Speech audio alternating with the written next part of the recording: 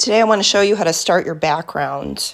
So I want you to imagine a color wheel, and colors that touch each other are going to blend much better than colors that do not. So try to choose some colors that are close in relation and get them wet with your paintbrush before you start painting. If you're going to do the wet on wet technique, like in my demo, you're going to see me wetting a really small amount of paper at a time. I will not wet the entire sheet, and I will work slowly blending one color into another.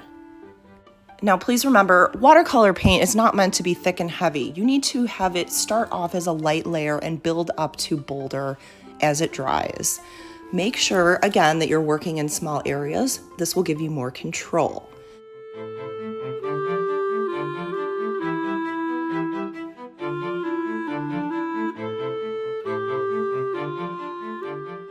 When you try to blend two colors together, start your next color at the opposite end of your water puddle. Slowly blur and blend the colors together, and remember that you're going to probably add another layer once it's dried. The salt technique is optional, but remember you will also have to remove it once it's dried. It can hide paint lines, brush strokes, and just give your wet on wet background a little more interest. Remember, this works best with wet on wet and not so well with a gradient.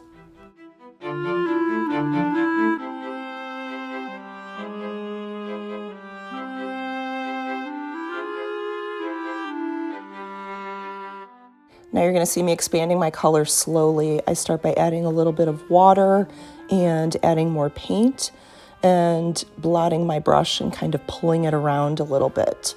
If you need, you can borrow a smaller detail brush to get into tiny spaces. By now you might also notice that I am going around the shadows and the candy. I'm only painting the background to begin.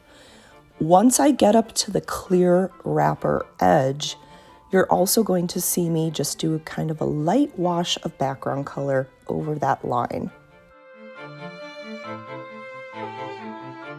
As you finish the painting, you will have 2 to 3 layers of built up color, and you can see that I have gone around the candy and the shadows carefully.